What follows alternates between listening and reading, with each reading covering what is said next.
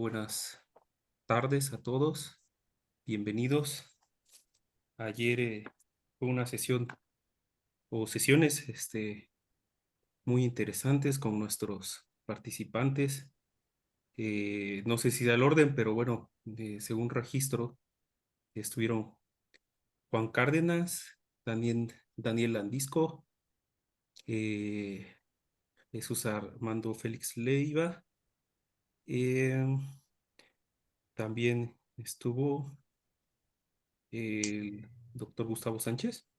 Gustavo Sánchez, Juan Cárdenas, Daniel Antisco, Félix Leiva, Gustavo Sánchez y Omar Arias. Y Omar Arias, es el que Así es. pues estuvieron muy interesantes, déjame decirte.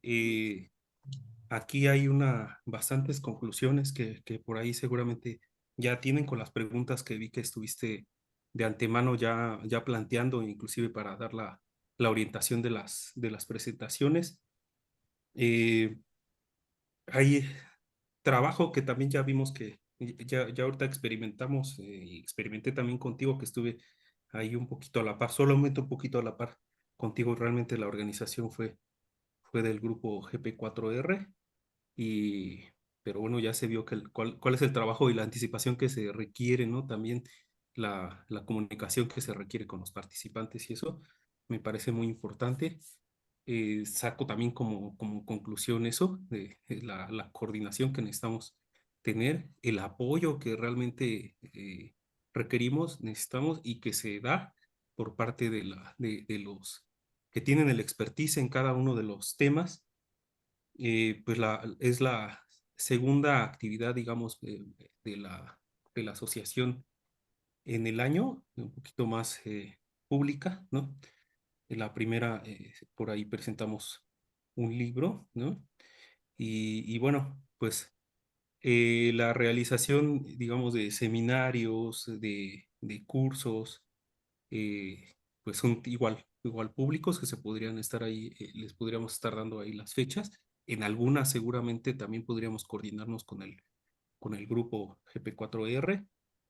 Eh, la elaboración de guías, quizás no son eventos así tan públicos, pero estaba pensando que también se podría publicar los avances o esto de manera en un evento tal cual como estos, y también lo hacemos visible. Hay temas internos quizás en la organización de la asociación que se tienen que también revisar, y que ya estamos trabajando en ellos.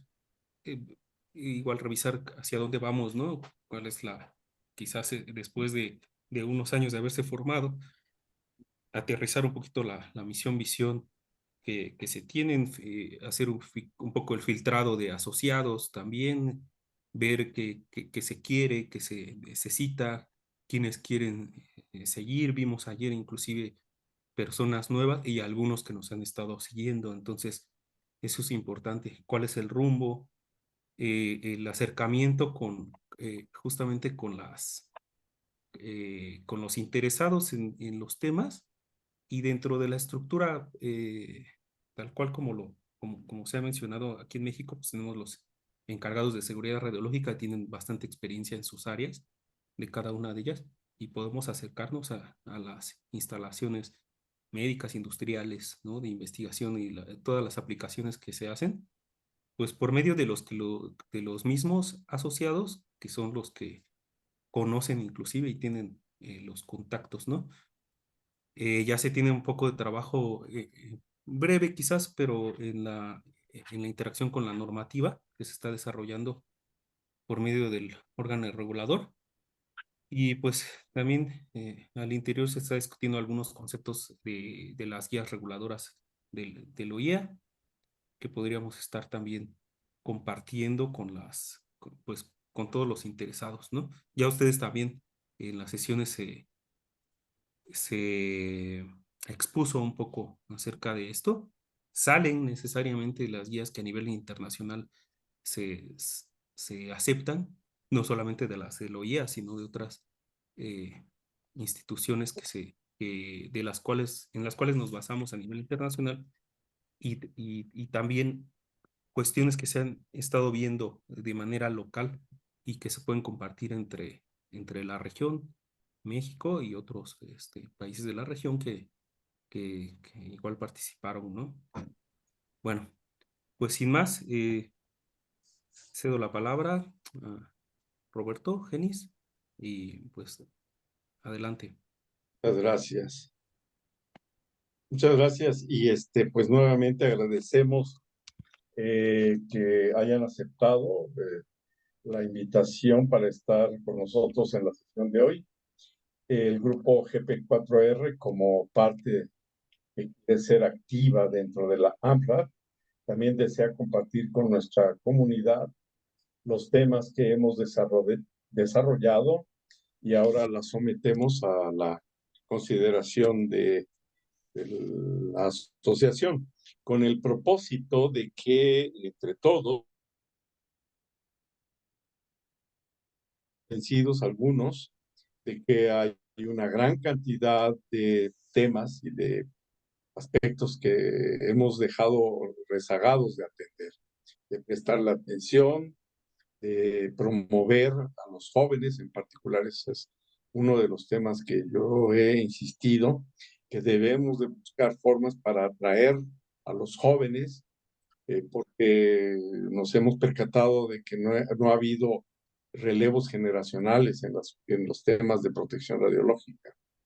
Y estos avances que nos describieron en la sesión de ayer, que son notorios en las aplicaciones médicas, seguramente son de igual manera en el resto de las aplicaciones. Nos acompaña la doctora Lida Paredes, que ahora está muy inserta en un proyecto de usos industriales. Y así como esto, repito, hay un montón de áreas, temas y de aspectos que deben de ser prestados atención. Entonces, existe al mismo tiempo una gran responsabilidad de nosotros para que toda esta información, para no ser presumiblemente eh, expresado como el conocimiento, sino las experiencias, que eso es lo que hace valioso ese compa. Por eso el día de hoy, como complemento de las aplicaciones médicas de las radiaciones, que de ayer hablamos de cuál es uno de los puntos fundamentales que estamos queriendo enfocar y atender, que son los programas de garantía de calidad y el papel de los encargados de seguridad radiológica, tanto para instalaciones de radioterapia, que son vigiladas, reguladas por la Comisión de Seguridad Nuclear, y la otra parte que ha estado poco dinámica, que es la parte de radiodiagnóstico. Sin embargo, es tan importante desde el punto de vista de la numerología, visto de la cantidad de dosis que se otorga a la población y que hemos estado dejando sin atender, independientemente de que no haya ese marco regulador actualizado. Sentimos que es una obligación ética profesional tratar de nosotros compartir información que nos permita ayudar a que justamente todos estos procesos se lleven de la mejor manera y sobre todo ahora con el aspecto de la seguridad del paciente. Y en esa misma medida el complemento, o la parte que faltaba por atender y que hoy estamos proponiendo, es la parte de medicina nuclear. Yo quisiera solamente decir dos, tres cosas al respecto de medicina nuclear.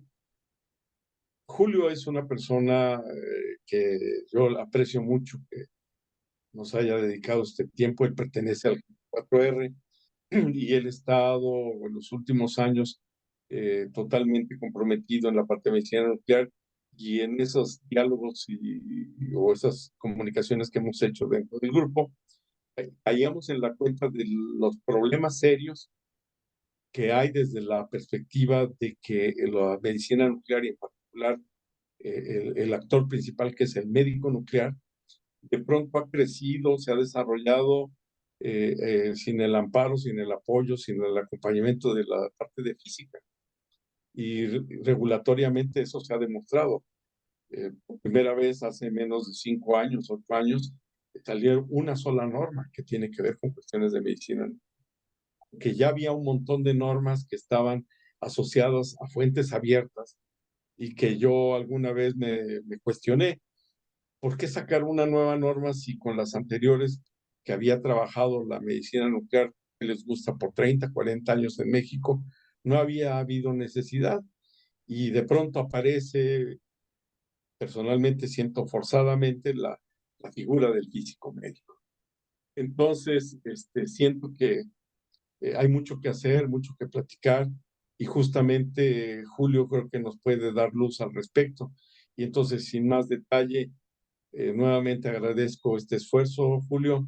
Gracias por compartir con todos nosotros, y te dejamos los bártulos para que tú empieces a hacer la presentación, Julio, por favor. Si quieres hacer tu propia presentación de quién eres, de dónde vienes y demás, por favor, Julio. Gracias, gracias, Roberto. Bueno, mi nombre es Julio César Estrada Espinosa.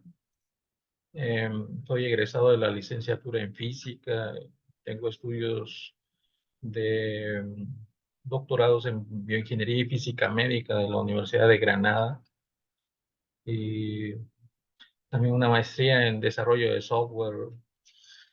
Y tengo más o menos unos 25 años de estar en este argot dentro tanto de radioterapia como de medicina nuclear. Y específicamente en esto de medicina nuclear, tengo aproximadamente como 10 años, y puedo contarles parte de esa experiencia resumiendo en estos pequeños puntos que se llaman incidentes menores relacionados con la protección radiológica, la protección y la seguridad radiológica en medicina nuclear.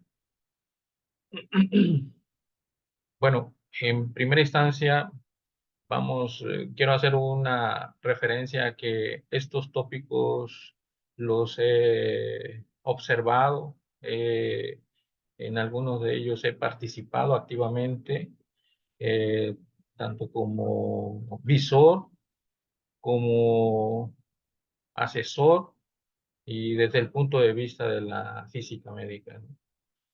Y entonces quiero presentarles este contenido temático que hice, dividir la presentación en 5 puntos que considero que son relevantes.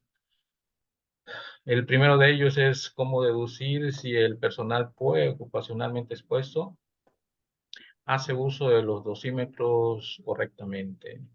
El segundo son tópicos a considerar en el cálculo de las memorias analíticas, a considerar en las salas. Ahí voy a nada más a hacer 2 o 3 observaciones para aquellas personas que realmente tienen experiencia en el desarrollo de estos documentos esenciales para que de alguna forma puedan obtener un servicio de medicina nuclear, y consideraciones que de no estar inmerso en el departamento es imposible que puedan eh, darse cuenta de que existen, y espero que les sea de utilidad, ¿no? El número 3 es el análisis a las exposiciones innecesarias que reciben los pacientes durante el tiempo que permanecen en la sala de pacientes inyectados. Normalmente le llaman reposo metabólico. Es interesante el análisis y el estudio que hacemos ahí, que luego comentaremos en su momento.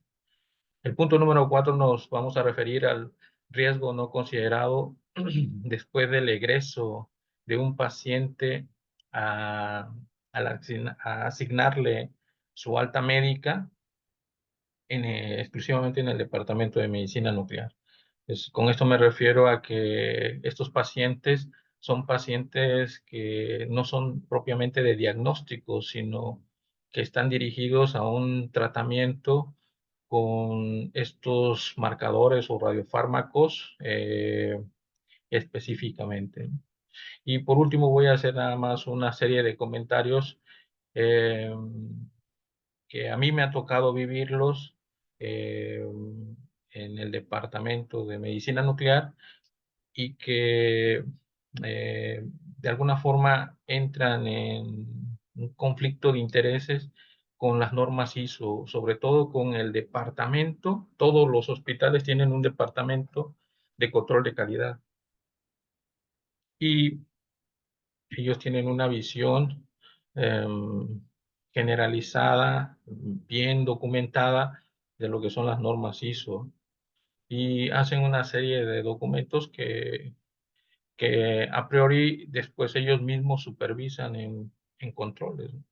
Y vamos a ver los conflictos que se generan y que ellos es imposible que lo puedan notar porque no conocen ni los temas relacionados con la seguridad radiológica ni la protección radiológica, ni tampoco los conceptos de radiación ionizante. Son muy genéricos, muy generalizados, pero a veces están muy distorsionados. Y vamos a empezar con algo muy simple, que son los conceptos básicos. Normalmente y habitualmente las personas, cuando se refieren a conceptos generalizados, eh, suelen confundirlos o sustituirlos, eh, haciendo una equivalencia, podríamos decir así, entre los conceptos. Por ejemplo, como masa y peso, los manejan prácticamente como sinónimos. Y eso en física nosotros hemos visto diferencias conceptuales entre exactitud y precisión, que las personas coloquialmente utilizan indiscriminadamente, así como velocidad y rapidez.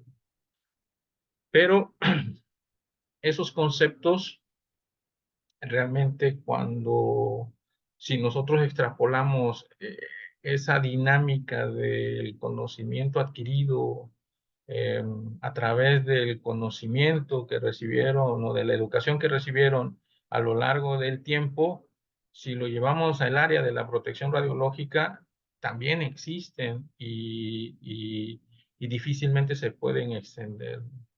Por ejemplo, lo que concierne a- en radioterapia, que hablan específicamente de la dosis absorbida o la dosis de referencia a un blanco, diana o al volumen tumoral, y ahí el concepto prácticamente tanto el radioterapeuta como el físico médico lo tienen bastante bien conceptualizado. Pero más sin embargo, cuando hablamos de terapias en medicina nuclear, ni siquiera utilizan el concepto. De hecho, no existe el concepto de dosis absorbida. Ellos le llaman dosis a la cantidad de mm, eh, la actividad que posee un radiofármaco, un radiotrazador o eh, un medicamento metabólico como los utilizan, y para ellos eso representa una dosis. Y entonces entran en conflicto porque el físico hace referencia a que eso es una actividad, pero en el adiestramiento que el médico nuclear recibe y que imparte cuando así lo requiere a las nuevas generaciones, que son los residentes en medicina nuclear, propagan esos conceptos que los manejan ellos como sinónimos. Y por ejemplo, cuando hablamos de personas, que es personas o técnicos o enfermeras que se refieren a la rapidez de exposición, ellos utilizan el concepto de radiación. Pero radiación es un término genérico. Realmente el espectro electromagnético abarca todos los tipos de radiaciones, las ionizantes y las no ionizantes. Entonces genera un problema, y ellos, cuando alguna vez pudiesen utilizar, por ejemplo, estos equipos detectores como el contador Geiger, seguían más por el sonido que emite al momento de hacer y entrar en un campo de radiación, emitiendo este sonido, y para ellos por el simple sonido dice hay muchísima radiación, no importándole la escala en la que puedan estar eh, haciendo las lecturas. Son errores que difícilmente ellos se les puede cambiar, porque en su lógica y en su razonamiento ellos consideran que están en forma correcta. Por ejemplo, un error grave que ocurre cuando el personal sustituye, y eso es muy común en el área de medicina nuclear, sustituye la seguridad radiológica por la improvisación de un razonamiento lógico que a ellos les dice, pues es que eso es, así es de correcto. Y a excepción del físico o el físico médico, que tienen estos conceptos un poco mejor definidos, todos los demás entienden algo completamente diferente. Y eso es en cierta forma grave, porque puede propagar, se convierte en un error sistemático y puede propagar los errores hasta que podamos, es más difícil hacer entender los errores que pudieran estar propagando en situaciones en las que deberían de estar protegiendo al público y que ellos no lo consideran así. Por ejemplo, en esto de los dosímetros, podríamos ahí hacer una referencia, una relevancia sobre los tipos de dosímetros. Medicina nuclear utilizamos dos dosímetros. Los de la dosimetría que utilizan para una referencia como de dosis obtenida a cuerpo entero, y otra en extremidades. Pero lo interesante aquí es que cuando utilizan estos dosímetros, puede presentarse cuatro tipos de situaciones, ¿no? Que el POE use correctamente ambos dosímetros, esa es una posibilidad. O el POE solamente puede utilizar un dosímetro y guardar el otro. Podría estar utilizando la dosimetría a cuerpo entero y el de extremidades lo guarda. O puede utilizar en el mismo lugar tanto el dosímetro a cuerpo entero como el de extremidades unidos en la misma zona, o simplemente no usar el dosímetro. Entonces, por ejemplo, aquí les muestro una dosimetría de esta que está aquí, que representa a una dosimetría a cuerpo entero. Julio, perdón, es que no has puesto la presentación, no la vemos. Perdón.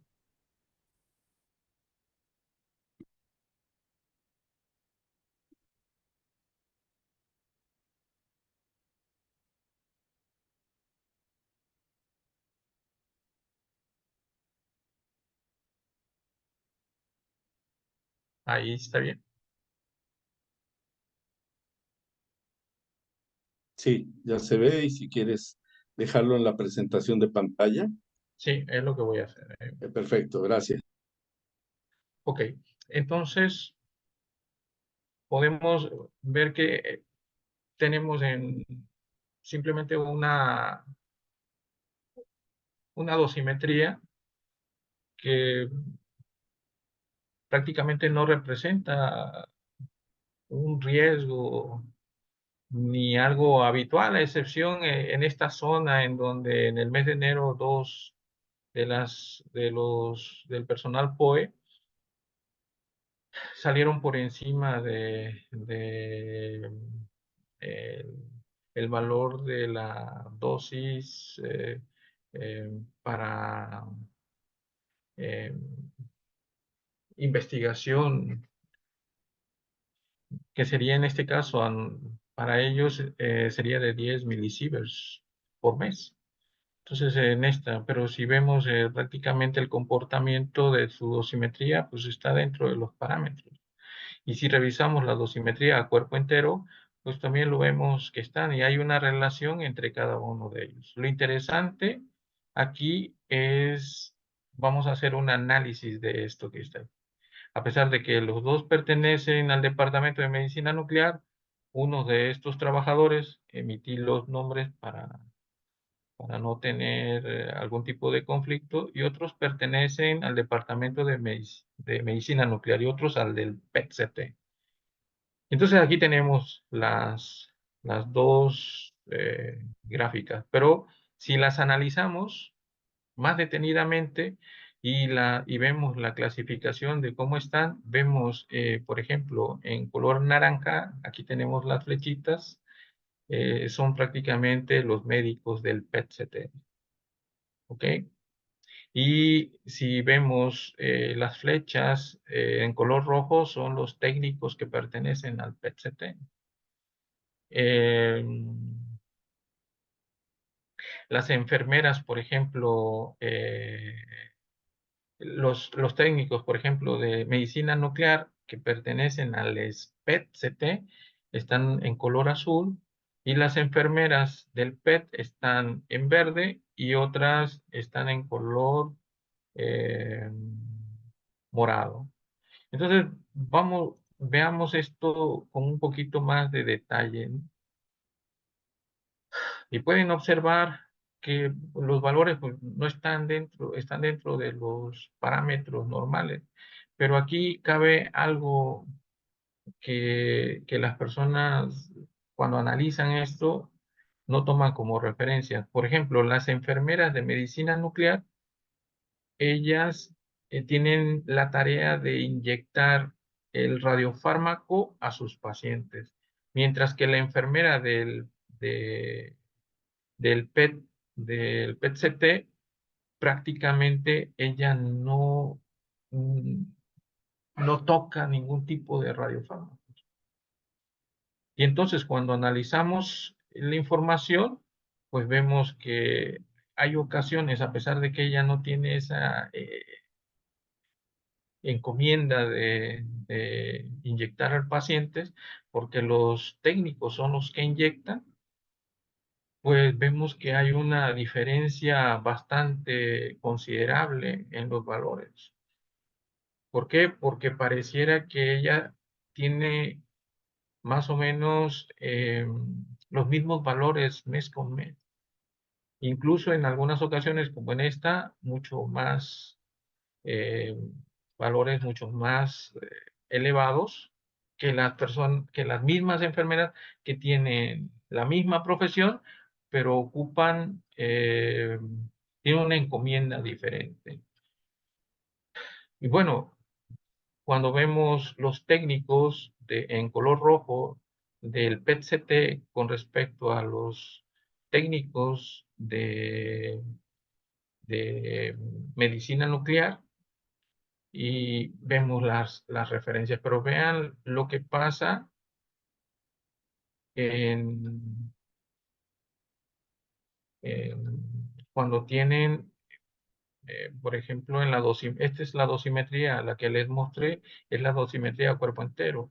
Y cuando lo vemos y analizamos en extremidades, a pesar de que esta enfermera no inyecta, los valores son altos realmente. Y si no tuviese, por ejemplo, una persona que no toca nada de material radioactivo, podríamos ver su comportamiento de esta naturaleza. Y la pregunta es, ¿por qué esta enfermera que no tiene en contacto ningún tipo de radiofármacos ni de radiotrazadores, tiene estos valores por encima de los valores? Vean, esta persona sacó aquí 0.61 y en este mes ella saca 0.66. Y haciendo esa investigación, podemos ver que esta enfermera en lo particular, aquí se inyectan normalmente radiofármacos como el Fluor 18, que es un emite, en este caso, fotones de 511 Keps. Pero esta enfermera tiende a apapachar a los pacientes y lo hace prácticamente con todos los pacientes, y entonces se podrían presentar este tipo de situación. Y con los técnicos, por ejemplo, los técnicos en medicina nuclear, comparado con los técnicos que son del PET-CT, el técnico prepara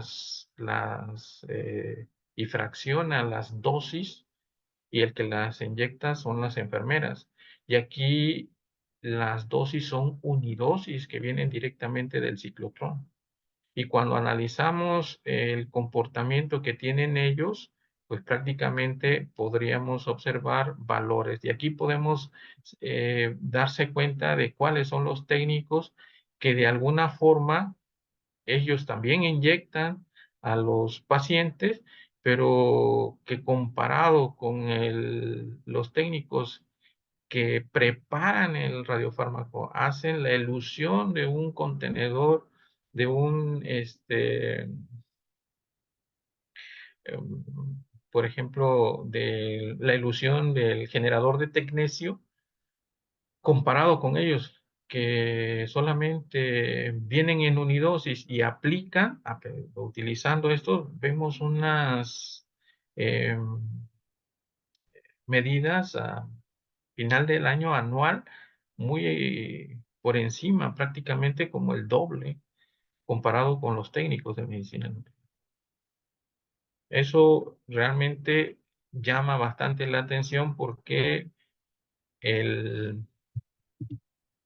se quiere decir que hay que hacer una labor más de concientizar al personal ocupacionalmente expuesto para bajar las dosis.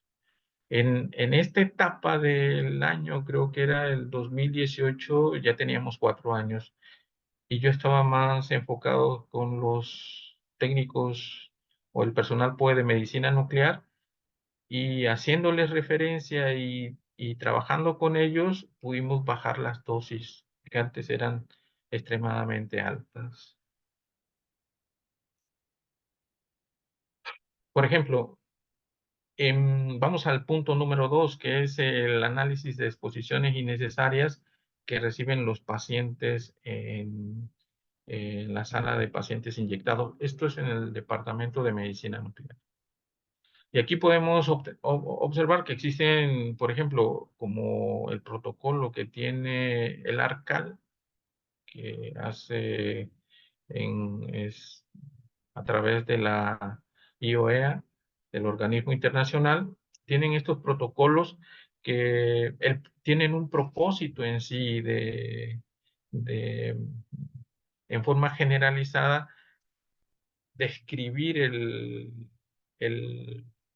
el tipo de procedimiento que un paciente pudiera estar eh, utilizando.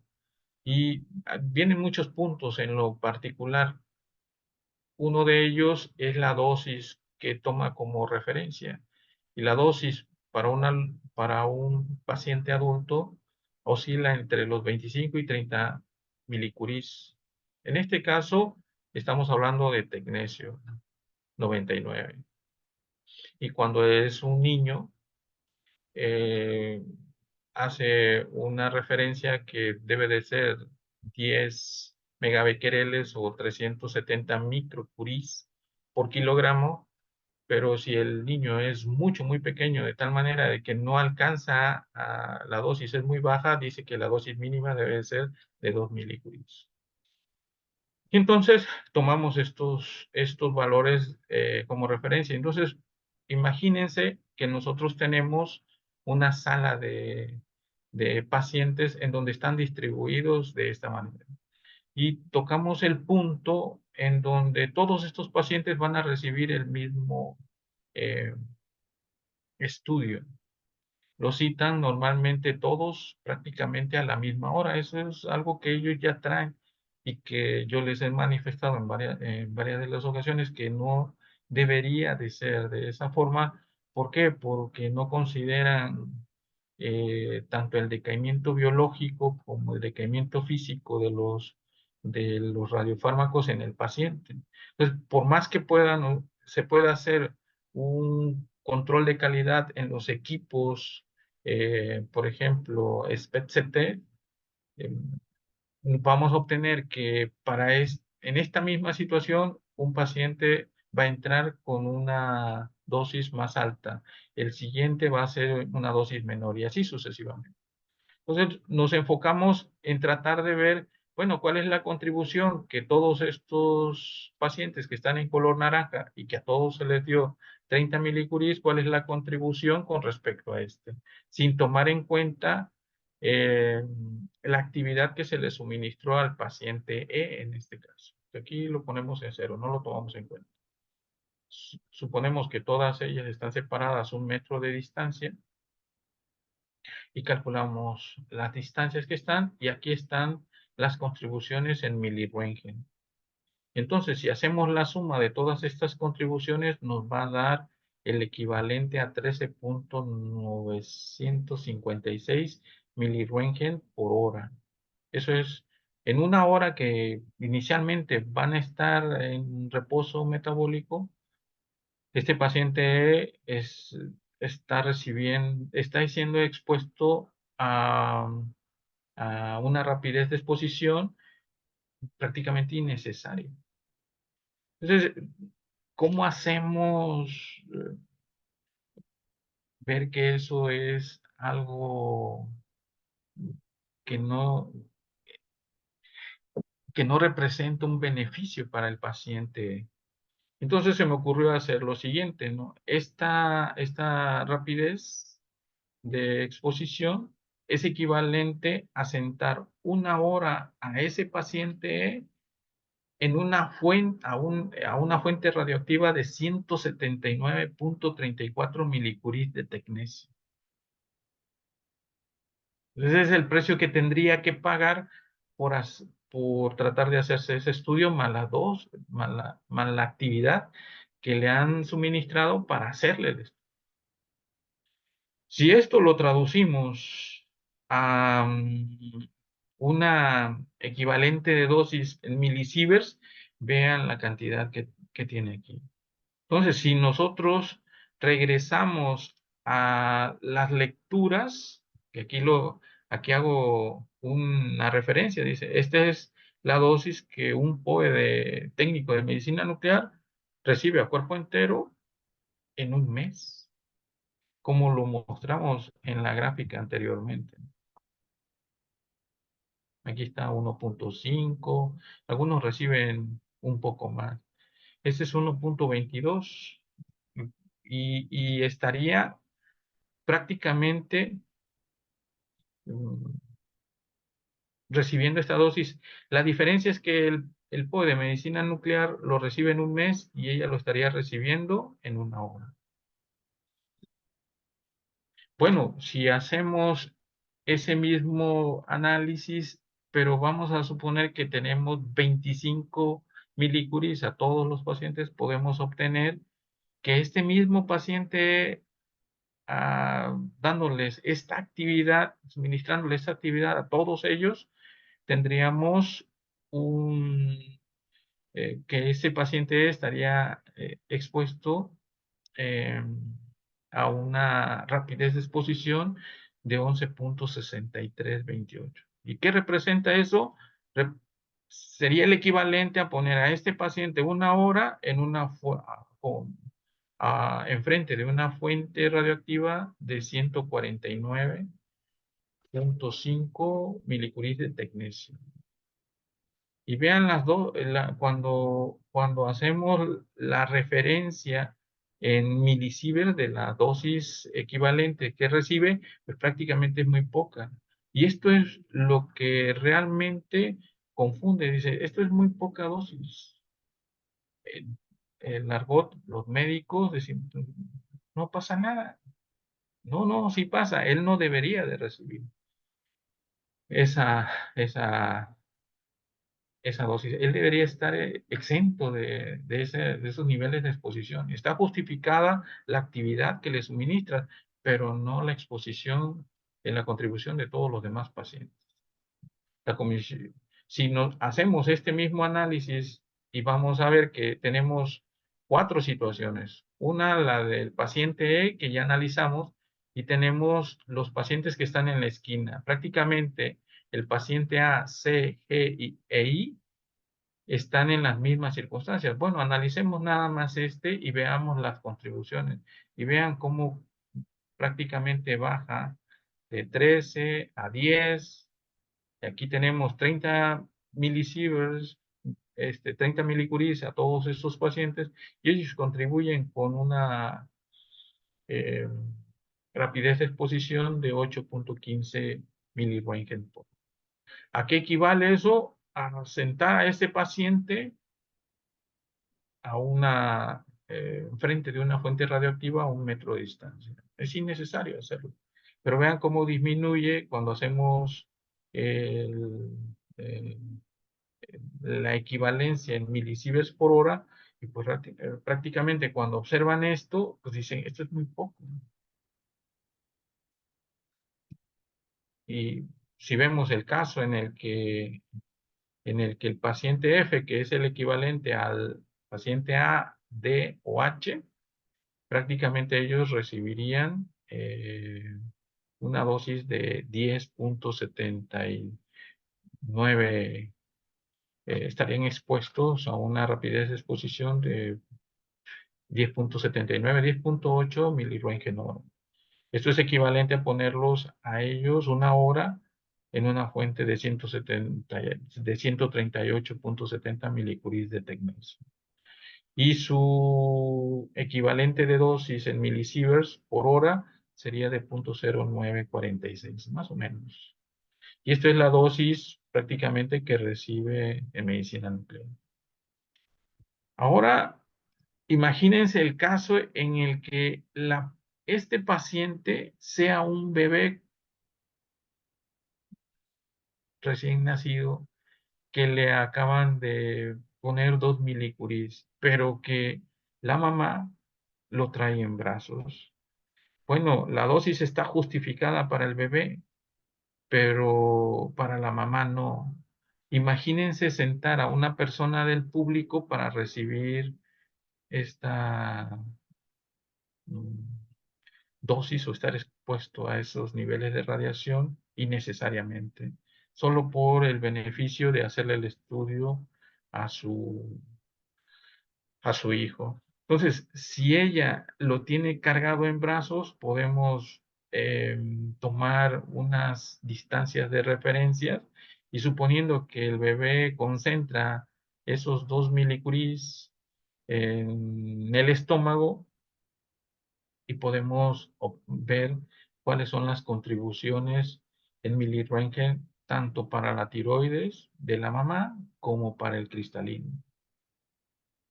Y si aparte de esto le sumamos la dosis en los niveles de exposiciones que el mismo bebé es una fuente radioactiva, pues prácticamente sería de 8.15 miliroentgen por hora, más los 63.8 miliroentgen que están de todos los pacientes que están alrededor de él, sumaría 71.95. ¿Y a qué es equivalente esto? O sea, esta mamá, por tratar de hacerle el estudio a su hijo, si lo sentamos aquí en la posición E, estaría recibiendo, es el equivalente a estar expuesta a una fuente radioactiva que se encuentra a 1 metro de distancia de 924.63 milicuries de tecnecio. Y esto, vean los valores que representan, por ejemplo, en milisieverts. Dice, esto es un poco más de la dosis que recibe un POE, una enfermera de medicina nuclear a cuerpo entero durante 4 meses. Y esto ocurre prácticamente en todos los departamentos de medicina nuclear. No hay una indicaciones para la paciente. ¿Cuáles serían las recomendaciones antes de venir y de suministrarle ese radiofármaco a su bebé? Debería de traer un carrito o un, ¿cómo le llaman? Portabebés, ¿no? Que no se lo dicen, nunca. No está en el protocolo el de hacer esa observación y decirle, ¿tiene un carrito para su bebé? Sí, tráigase. ¿Tiene un Moisés? Tráigase. El número 2 deberá ser el primer paciente en recibir la dosis o la actividad de milicuris y por ningún motivo permanecer dentro de la sala. ¿Qué significa eso? El paciente, por el simple hecho de haberle asignado esta actividad, él puede salir prácticamente del área controlada. Y es preferible que lo ande paseando durante esa hora, por ejemplo, en el hospital, dándole la indicación a la mamá que no se acerquen a él ni personas embarazadas ni otros niños o bebés. Tiene que traer guantes para el cambio y evitar la posible contaminación de extremidades de manos al momento de cambiar el bebé. Y esos pañales deberían de estar resguardados en el Departamento de Medicina Nuclear, donde guardan temporalmente los desechos radioactivos que normalmente decaen de un día para otro cuando se trata de TECNES. ¿Ok? Entonces, si ella sigue esas recomendaciones y saca al bebé, vean el comparativo con respecto a esto. Miren cómo bajan los niveles de exposiciones al cristalino, a la tiroides,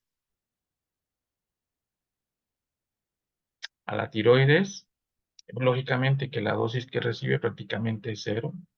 La exposición irradiada por el bebé a esta distancia de más o menos 1 metro 20 centímetros sería de 0.1 milirentgen hora. Y en total él recibiría 1075. Esto sería equivalente a poner a la mamá enfrente de una fuente radioactiva durante 1 hora de 1.38 milicuris de tecnesio, que va de esto a esto que tenemos aquí, de los 1000. Y lógicamente que un cálculo, un estimado de la dosis que recibiría la mamá, considerando que ella es público, es aproximadamente 0.000942 milisieverts por hora. Es equivalente a la radiación de fondo natural. Si lo vemos así, representa como el 0.12% de la dosis que recibimos al tomarnos una radiografía de tórax, aproximadamente.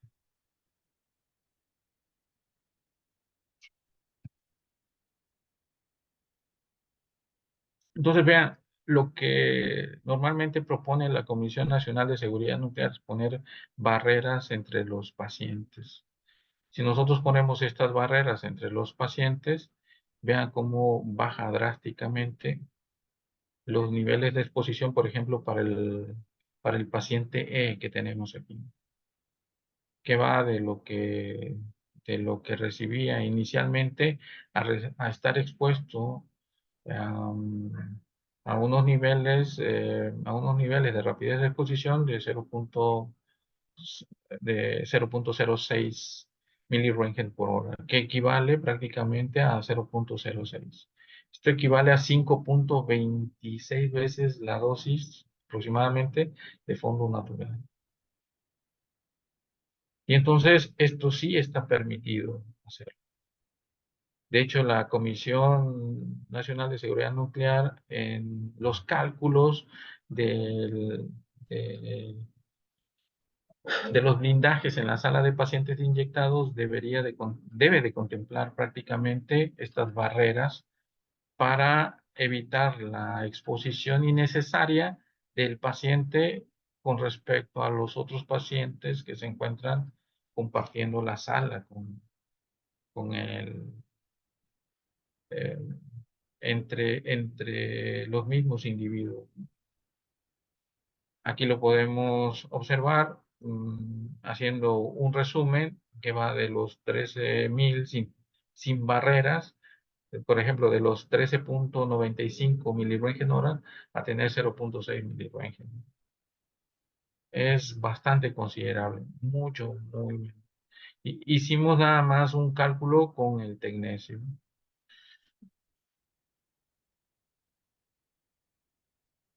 Vamos a ver, aprovechando que vimos esta sesión de las barreras, comentar esta parte que es interesante.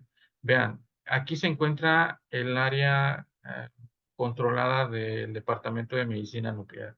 Esta parte que se encuentra aquí sería donde están sentados los pacientes que hemos analizado. Y aquí se encuentran las gamacámaras. Vean cosas. Esto son normalmente los radioisótopos que tienen autorizadas en esa licencia y las cantidades, las actividades máximas permitidas en megabecquerelios. Vean los errores que se cometen, por ejemplo, cuando se hacen los cálculos y que les beneficiaría a aquellos que se dedican a esa parte, considerar lo siguiente. Por ninguna circunstancia, un paciente que le inyectas yodo va a estar dentro de esta sala de pacientes. Aquí puede haber pacientes que cualquiera de estos que estén aquí, principalmente van a ser tecnecio, indio, galio, aquellos que no representan no son considerados radiofármacos para dosis de tratamientos por ningún motivo, a pesar de que en la normativa, perdón, en la normativa nos dicen que, por ejemplo, la actividad máxima que le puede suministrar o el radiofármaco debe de ser de menor a 30 milicuries. Entonces, ¿qué pasa con los pacientes que le das una terapia? Bueno, esos pacientes llegan directamente, toman su terapia y aquí mismo salen. Todos ellos van a cumplir prácticamente los requisitos de los niveles de exposición que se requiere para dar su alta. Y vean esto interesante, cuando hacen el cálculo dentro de la gamma cámara, dentro de la sala, ellos utilizan aquí que dicen, bueno, voy a utilizar el radioisótopo más dominante, el que tiene una, que tiene emisiones de energía mucho mayores, y entre ellos está el yodo. Y entonces cometen el error de decir, bueno, aquí voy a considerar la dosis máxima que serían 30 milicuries de yodo aquí. Eso nunca va a suceder en el departamento. No va a haber un paciente que tenga esa actividad y que sea necesario hacerle una gammagrafía o un SPECT-CT. Los pacientes, cuando reciben, por ejemplo, una dosis 15 milisieverts o 20, los envían a su casa. Y si requiere de una gammagrafía, viene 4 días después. De tal manera de que el paciente aquí debería de traer micras de yodo. Si esa consideración ellos la saben plantear dentro de su memoria analítica, les va a ahorrar muchísimo blindaje. De hecho, se van a dar cuenta que no requiere blindaje, que realmente el blindaje, los blindajes, las consideraciones de los blindajes van a estar sujetos al CT prácticamente. Y eso es algo que no hay forma de saberlo a menos de que estés inmerso en un servicio de medicina nuclear. Entonces les da como un tip y eso les va a resolver mucho. No sé, la comisión va a decir, pues es que aquí debe de ser 30. No, hay que especificar y que aquí mismo en este protocolo están las descripciones de cómo se dan y cuáles son las actividades que requieren esos estudios. Y este es el fundamento que deben de sustentar para tomar en consideración el cálculo de su blindaje. Continuamos con el punto número 4. Riesgos no considerados cuando se dan unas dosis a pacientes, sobre todo considerando que son dosis terapéuticas. Y aquí vemos esto. Por ejemplo, en la norma 013, la norma mexicana 013 del, nos rige en este punto, en el punto 5, cuáles son los requisitos que requieren en el caso para dar una terapia con radioisótopos o con radiofármacos. Y en el 5.3 es bien claro y nos dice que prácticamente los pacientes a los cuales les suministras, en realidad aquí los puse de amarillo por poner 3 de ellos que se utilizan para ese propósito, eh, dice que la, realmente es únicamente se podrán egresar esos pacientes con materiales radioactivos administrados que cumplan con las siguientes condiciones. El inciso A es que produzca una rapidez equivalente de dosis de 0.05 milisieverts por hora a 1 metro de distancia. Entonces aquí vamos a suponer que tenemos estos 3 radioisótopos y aquí están las actividades en color azul, las actividades que normalmente le suministran. Por ejemplo, para el radio 223, para un paciente de 90 kilogramos, Bayer lo especifica que hay que utilizar una actividad de creo que 55 kilobecquerelios por kilogramo. Pesa 94, esto es. Lógicamente que esto representa una rapidez mucho más baja de lo que requiere. Realmente el paciente cuando le suministran este radiofármaco como terapia, pues el paciente se podría ir. Pero ¿qué es? Y esto crea una confusión porque los médicos dicen, pues es que esa debería ser una terapia ambulatoria. Él viene, le doy el fármaco y se va a su casa. Así es como lo ven ellos.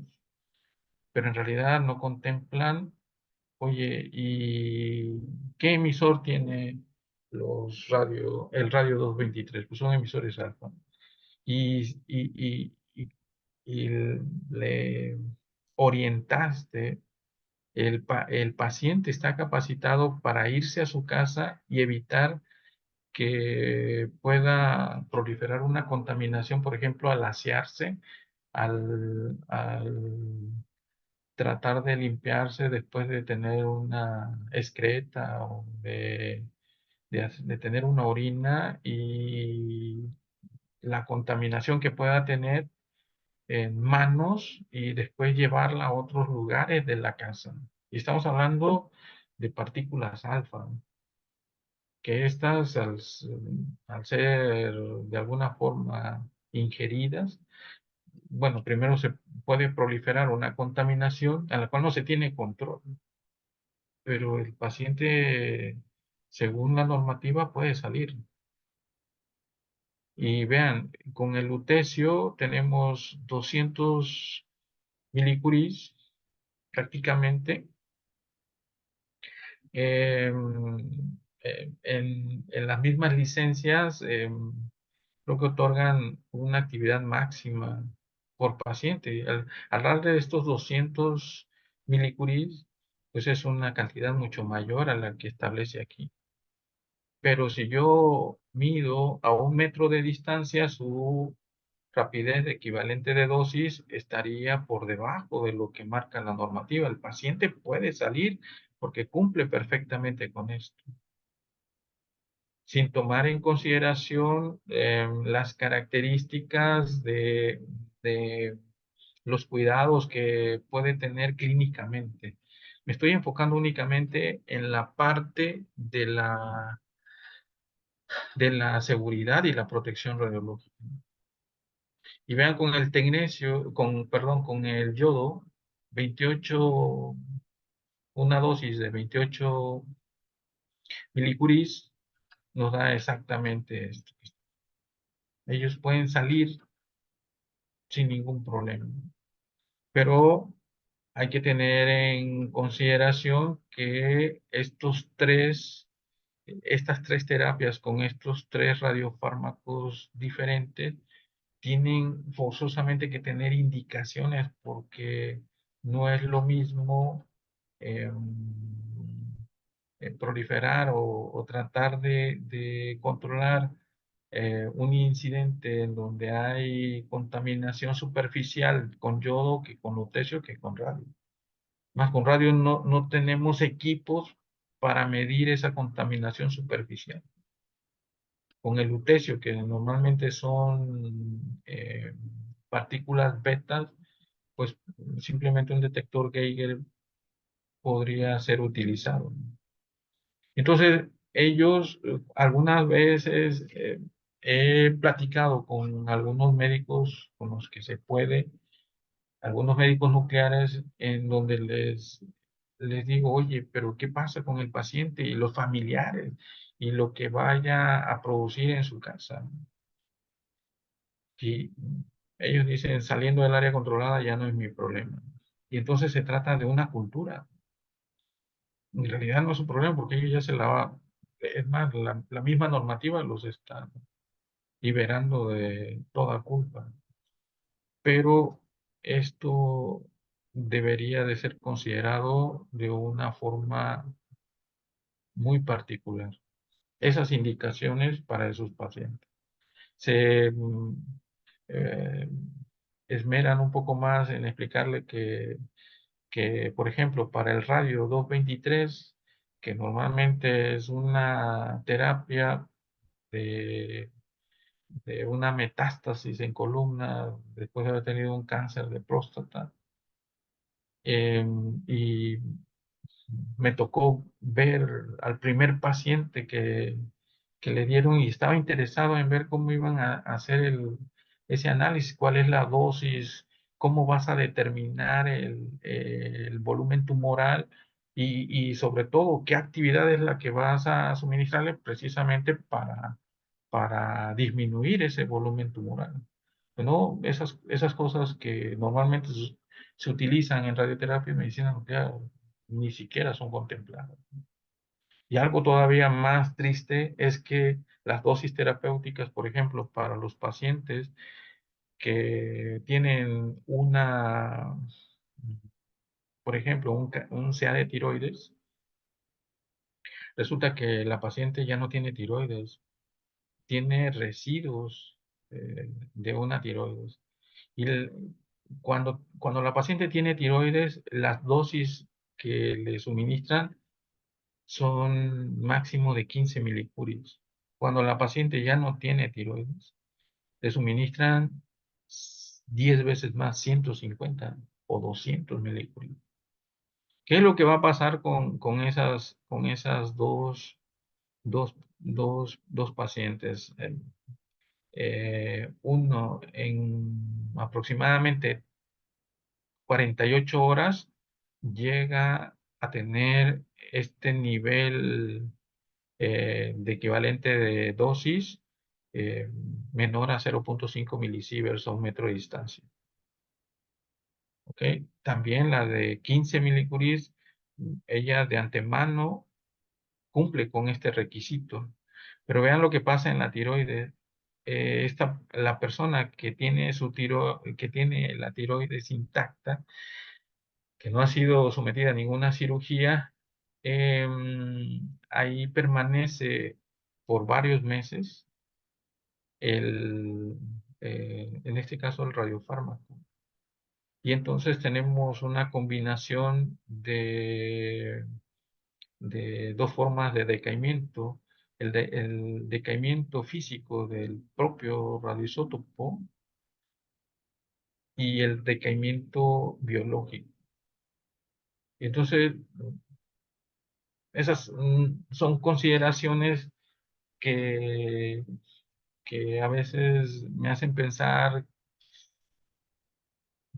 que podría mejorarse la forma de dosificar para las terapias. Y a estos pacientes que tienen radio 223, resulta que lo que pude observar del tratamiento, pues lógicamente no hay un equipo en el cual se pueda hacer una imagen, porque este es un emisor alfa. Y entonces le digo, ¿cómo se va a determinar el volumen y cómo vas a determinar cuál fue el alcance? Lo que pude observar aquí es que este radiofármaco lo utilizan más bien eh, como un supresor del dolor. Los pacientes cuando llegaban al hospital resulta que perdían mucha de la capacidad de movilidad en alguna de sus extremidades, en huesos, en alguna parte de algunas vértebras de la columna, en hombros. Y una vez que les inyectas el radiofármaco, en 48 horas ellos recobran la movilidad. Pero lo que pude observar ahí es que nadie tiene control sobre el volumen tumoral de esos pacientes. De hecho, esa práctica no se realiza en la medicina nuclear. Eso es lo que yo he podido observar.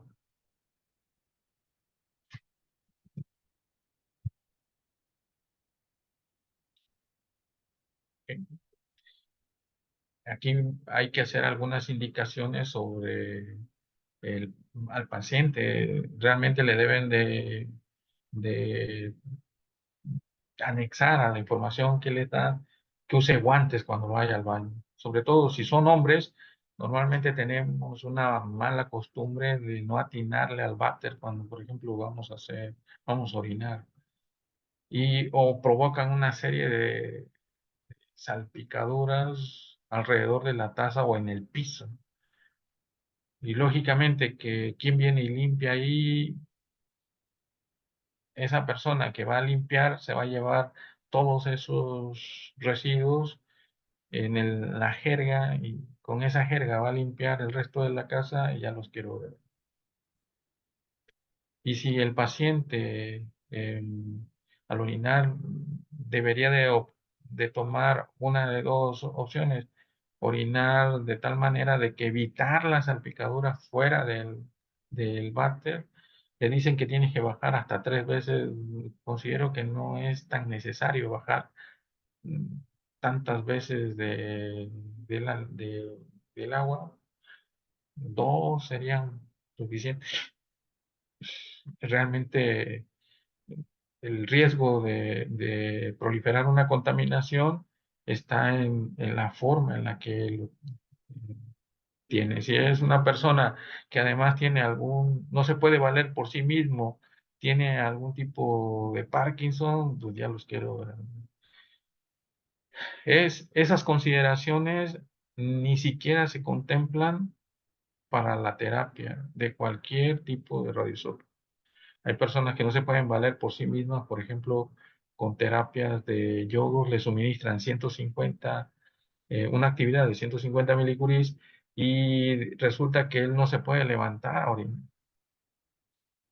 Y está latente el hecho de que un familiar, a pesar de que lo asista, pueda provocar un incidente dentro de la habitación donde se resguarda temporalmente el paciente.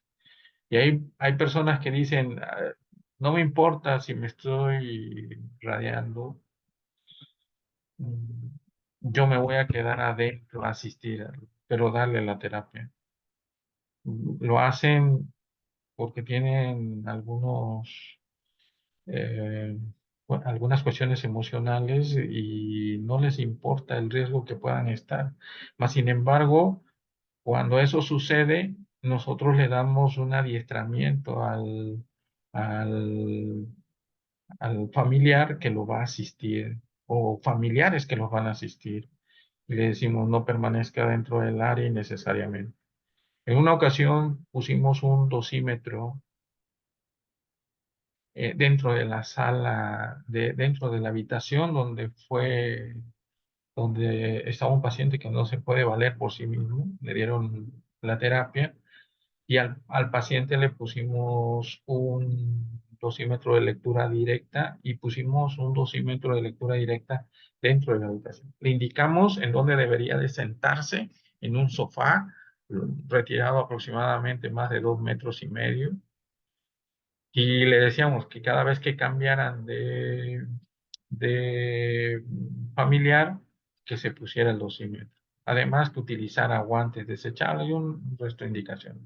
Las lecturas del dosímetro, después de 48 horas, dejarlas ahí directamente durante 48 horas, llegó a 0,45 milisieverts.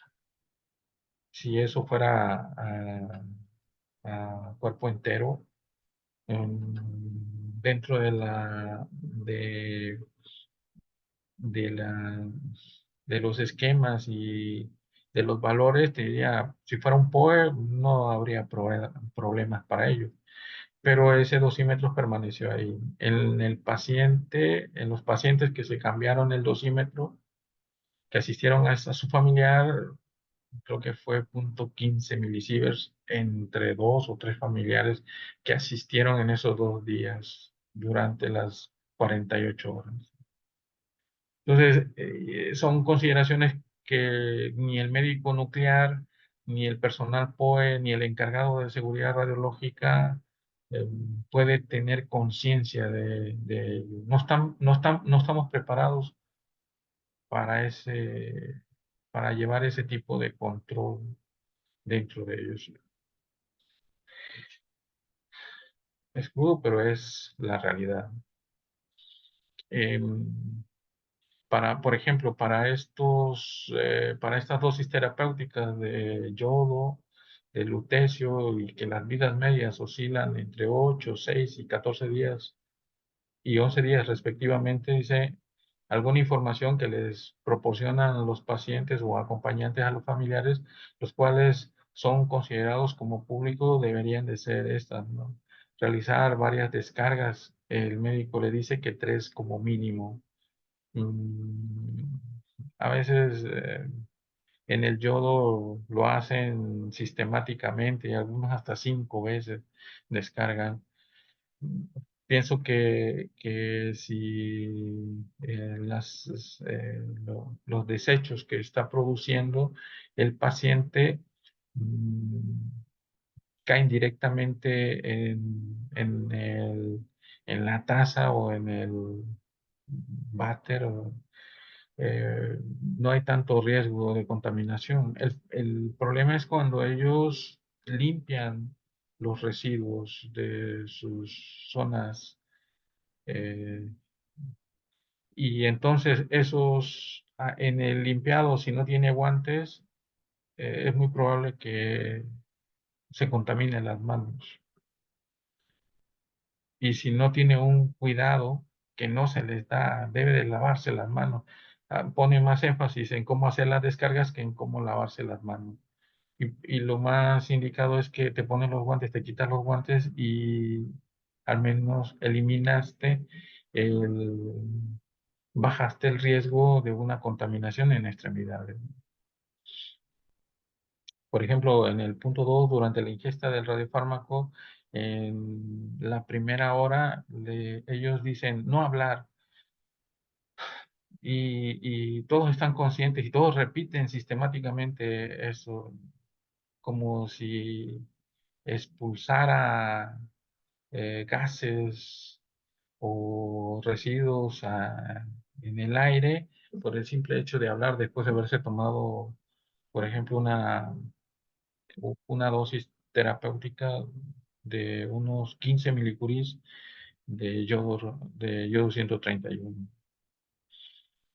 Algo que sucede y muy a menudo es que normalmente, por ejemplo, en los hospitales donde se concentra eh, una especialidad que le llaman, por ejemplo, en el IMSS, tercer nivel, o en los hospitales privados, hay muchos pacientes que vienen de otras ciudades y, y vienen por una dosis pequeña, pero ellos al tener su alta, em, ni siquiera contemplan el hecho de que va a viajar para darle indicaciones de qué es lo que debería de hacer y dónde se debería de sentar, y si su acompañante dónde debería de ubicarse, sobre todo si va a estar en el camión 4 o 5 horas en trasladarse de una ciudad a otra.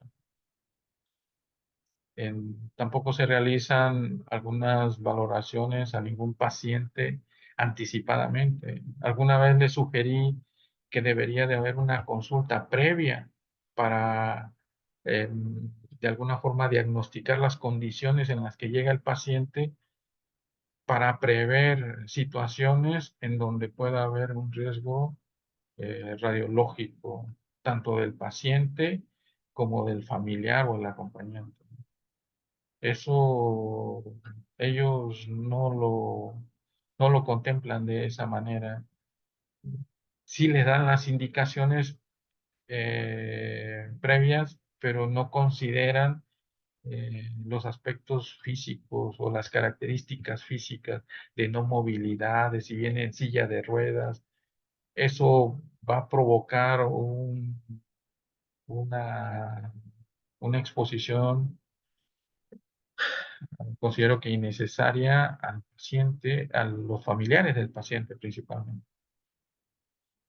Y, por ejemplo, las recomendaciones para disminuir la propagación de una contaminación radiactiva en el hogar ni siquiera se contemplan dentro de las indicaciones que le dan al paciente. Lo único que le dicen es que no duerma, que no esté, que se aleje de las personas eh, a una distancia de 1 metro de distancia, como ya lo vimos en el ejemplo, pero no contemplan cómo ver esas situaciones en las que existe un riesgo y es latente de proliferar una contaminación. No hay. La única forma de hacer un estudio de ese tipo es cuando el paciente se encuentra hospitalizado, pero en su casa va a ser prácticamente imposible. Ah, y el médico nuclear, en el punto número 6, no es quien define la dosis para estos pacientes, por ejemplo, de yodo 131.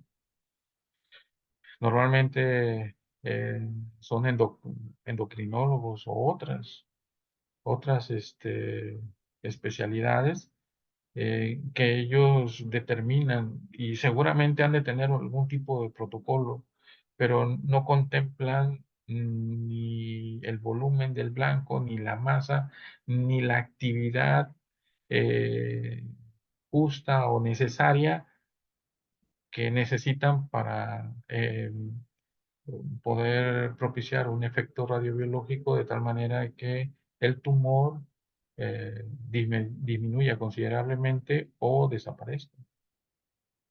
No hay forma de hacerlo. Y así sucede en los hospitales privados y en el público. Está así desde siempre, ¿no? Y en diferentes países y en diferentes continentes la práctica es más o menos similar. Por ejemplo, para estas situaciones, una de las formas de tratar de dar un valor, porque a veces no se cuenta con el equipo necesario para hacer estas mediciones, y considerar el tiempo en el cual ellos deberían de tener una dosis después de un cierto tiempo. Hicimos experimentalmente con valores y pudimos llegar a este esquema eh, que nos permite, a través de la distancia y de la dosis que va relacionada con la actividad y la masa del individuo, en este caso, aquí debe ser la masa tumoral, y el tiempo nos podríamos determinar a través de estas constantes eh, la rapidez de exposición de dosis a una distancia determinada. Y este tiene un rango normalmente donde es bastante fiable los valores con respecto a los valores si utilizáramos un dosímetro. Aún nos falta determinar, por ejemplo, trabajar sobre esta parte que está aquí, que es el decaimiento biológico, la constante de decaimiento biológico para el paciente y para diferentes situaciones. Por ejemplo, para los pacientes que se les suministra yodo 131 es muy diferente el decaimiento biológico si el paciente posee la tiroides a si el paciente ya se le hizo una ablación, una cirugía previa en donde nada más le dejaron pequeños residuos de la glándula que no pudieron retirar. Son muy diferentes. Entonces, bajo esas situaciones, habría que especificar esos tipos de constantes. La constante física, pues ya la conocemos dependiendo del tipo de radioisótopo que estemos utilizando o de radiofármaco. Aquí están, y estas constantes son características del radioisótopo que estamos. Yo pienso que una vez que pueda tener acceso a información para tratar de determinar esta constante, podríamos hacer la publicación para publicar el desarrollo de esta función, ¿no?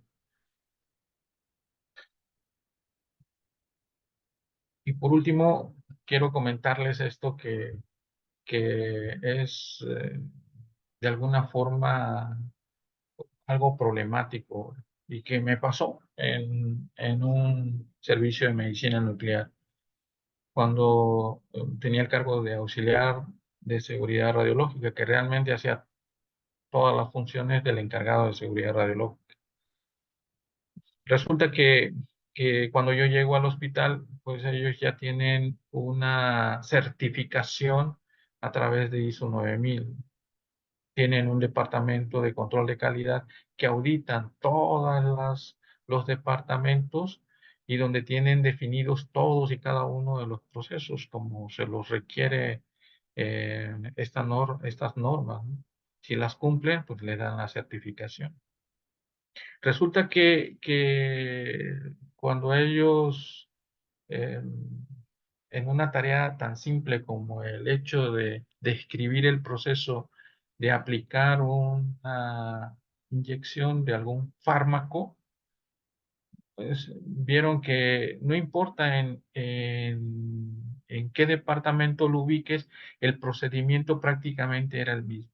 Y ellos describían el procedimiento donde hay que preguntarle, la jeringa debería de estar identificada con el nombre del paciente, el tipo de fármaco que les iban a inyectar, y algunas consideraciones que tenía. Entonces tienen todo un protocolo hecho. Resulta que cuando a ellos les toca auditar el departamento de medicina nuclear, les ponen tachas completamente porque no siguen ese protocolo.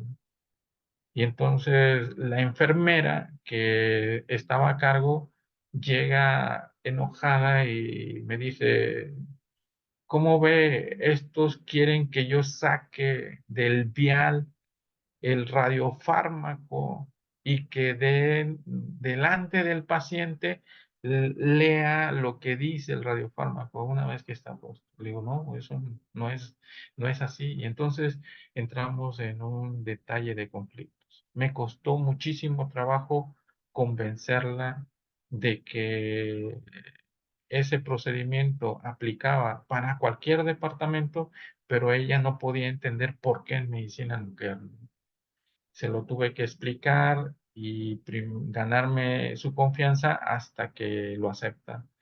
Ella dice, pues es que estamos en un verdadero problema porque aquí necesita hacer una descripción y eso requiere un procedimiento en la certificación ISO.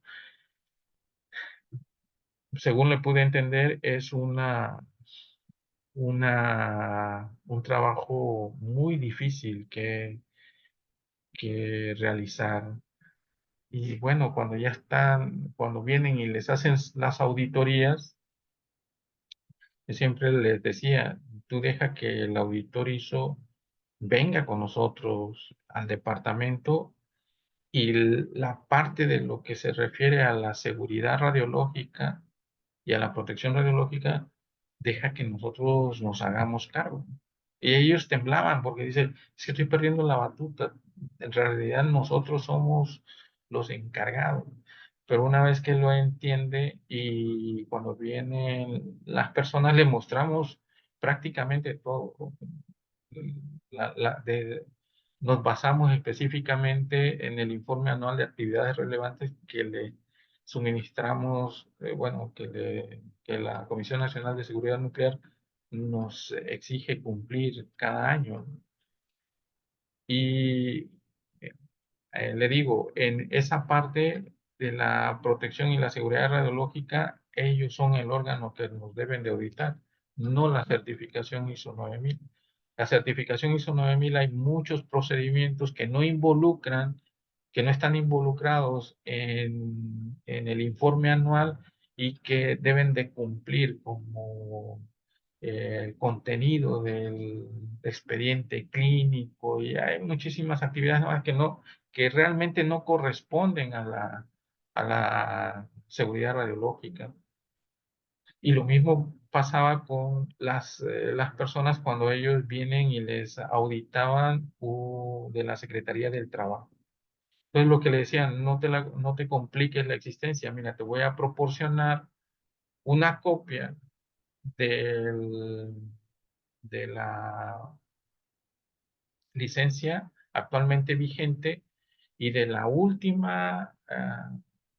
del último informe anual y de lo que la comisión nos contesta sobre ese informe anual. Y ese va a ser tu parámetro. Y si quieres que se lo expliquemos, tráenos en este caso, al auditor ISO, que viene a certificar que efectivamente sigues cumpliendo para darte la nueva certificación. Y realmente me pude percibir que las personas se ponen muy nerviosas cuando ellos no tienen el control y ellos no son expertos en seguridad radiológica y a veces cuando están involucrados ya se tiene que hacer una, una especie de vínculo de comunicación entre el departamento, por ejemplo, de seguridad industrial, el departamento ISO y todos aquellos departamentos que de alguna forma vayan a involucrarse en alguna actividad con el departamento de medicina nuclear y lo primero que hacen es que se dirigen los jefes y ellos dicen, vamos a hacer un mantenimiento de los climas en el área.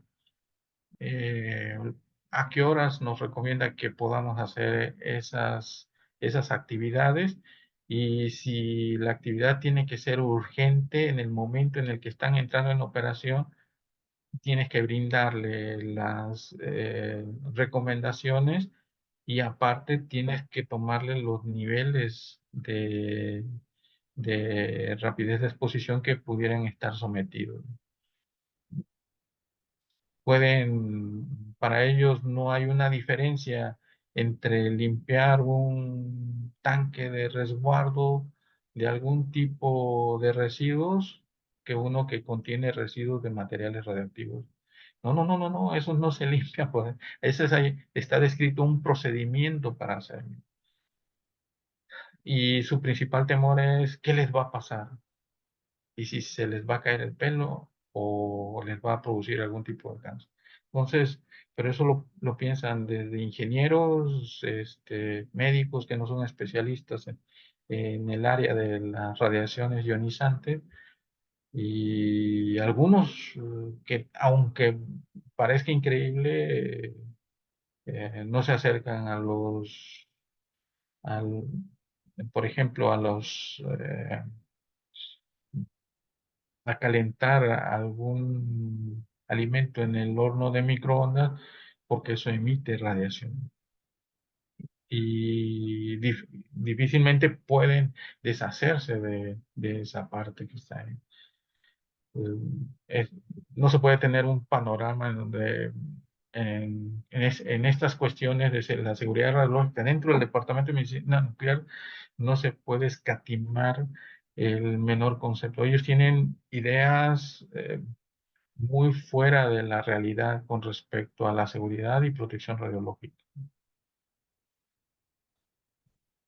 Y pues esto es lo último. Gracias por su atención y espero que haya sido de utilidad esta, esta presentación que destiné para ustedes. Muy bien, Julio. Dime. No, pues muchas gracias. No sé si después de tu presentación quisieras completar o dar algún complemento de tu opinión respecto a esto que manejamos al inicio. Nos has mostrado los aspectos donde se nota y donde cuesta un poco de trabajo, muchas veces hasta la comunicación, de usar conceptos indistintamente la dosis, que es un concepto de metrología, de medición, de cuantificación, la cual va asociado a la definición de la cantidad de energía cedida por unidad de masa. Exacto, la dosis absorbida. Y entonces, para la mayoría de nosotros, el concepto de dosis, pues está asociada a esa cantidad de energía liberada y que se asocia también al Kerma, en la misma unidad, en Grace, y que en el lenguaje cotidiano, en el más habitual de medicina nuclear, le asocian a la cantidad de material radiactivo que le incorporan a un paciente. Y entonces, por ahí a veces empezamos con un poco de de la problemática de la comunicación.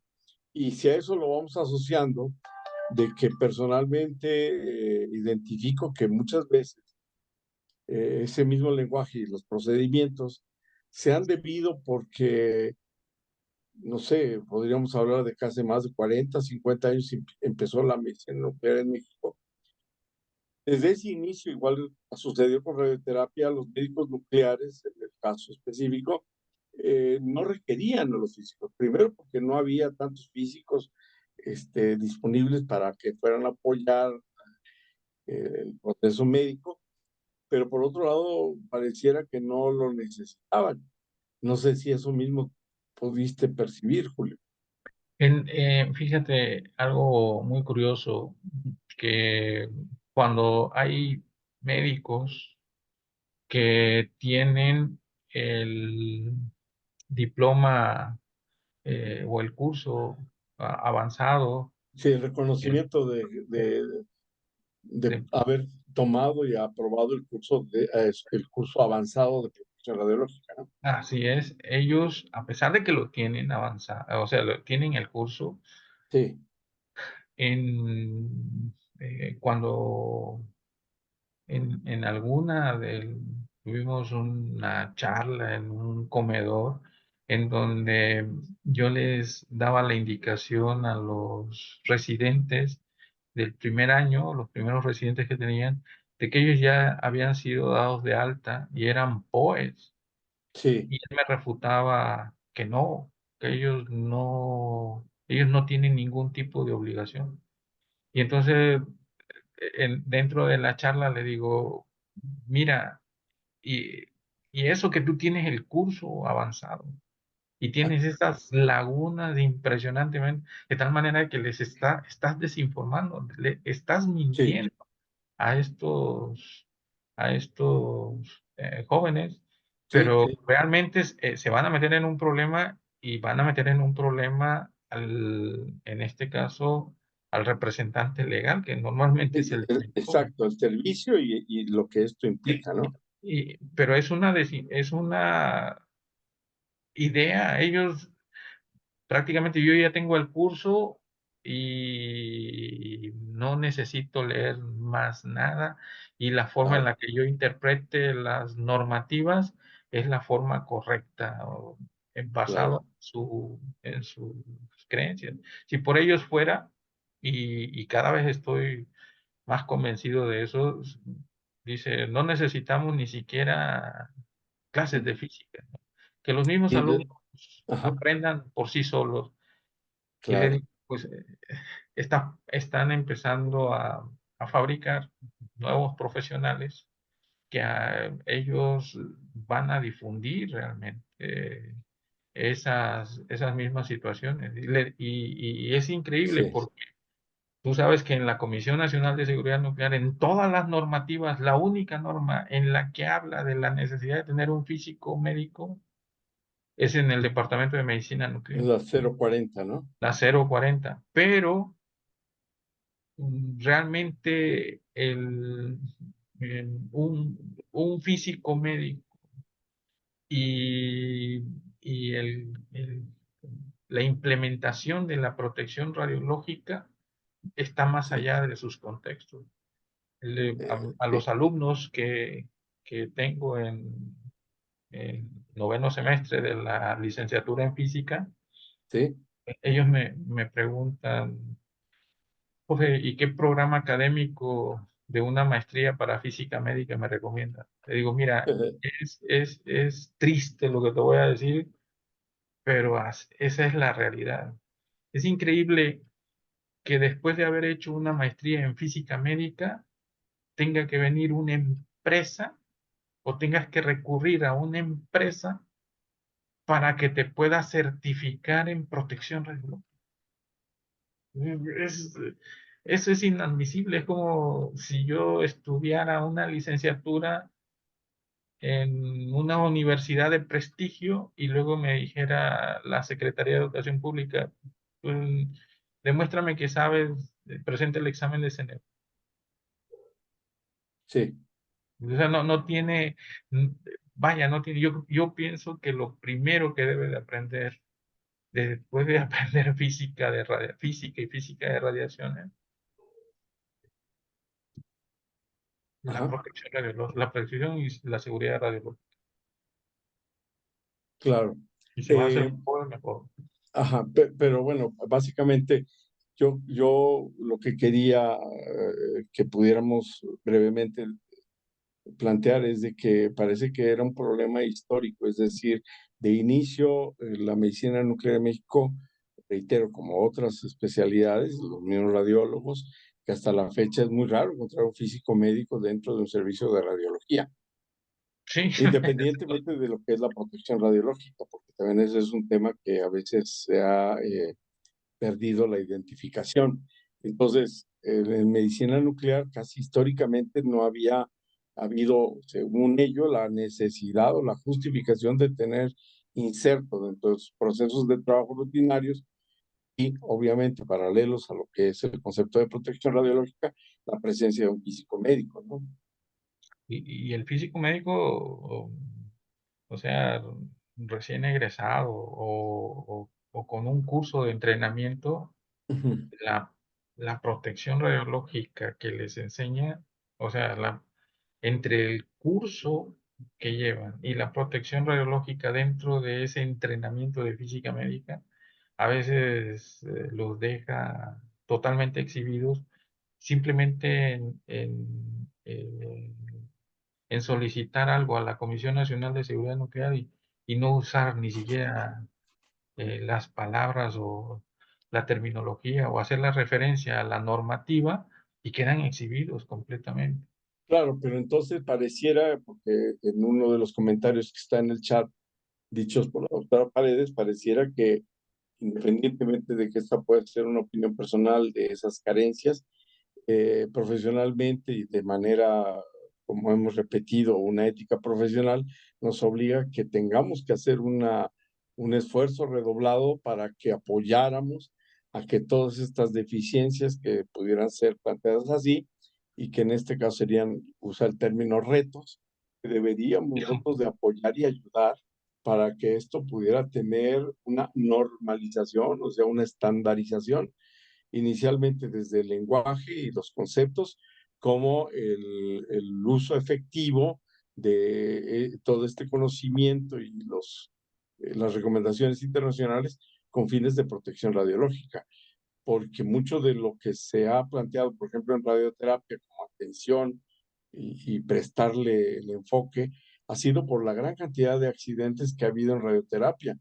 Pareciera que, sin embargo, en medicina nuclear no ha habido esa notoria condición para que pudiéramos forzadamente o forzosamente tener que incluir a los físicos y sobre todo el funcionamiento y el ejercicio de la protección radiológica en esos servicios tan indispensables y con un nivel alto de riesgo de alguna problemática por el mal o el uso equivocado de los conceptos al manejar fuentes abiertas.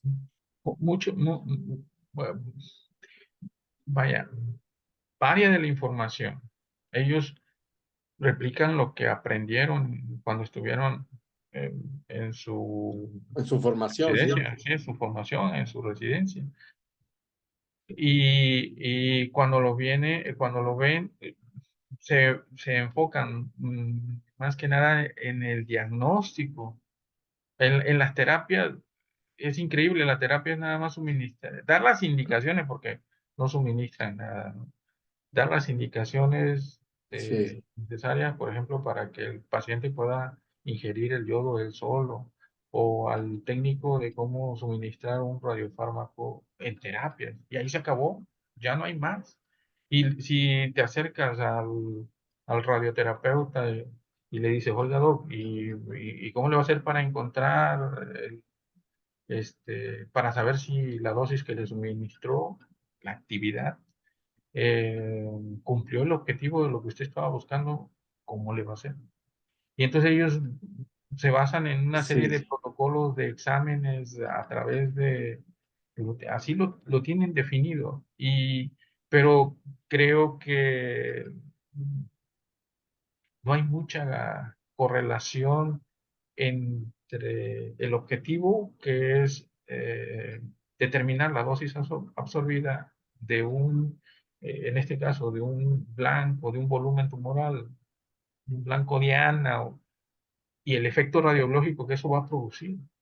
Además que es muy caótico porque eh, un radiofármaco tienes que tomar las consideraciones de toda la fisiología y de la forma en la que fluye y la forma en la que el órgano en sí se comporta para que produce una desaceleración en el decaimiento, como lo que es el efecto biológico del mismo órgano, que puede desechar eh,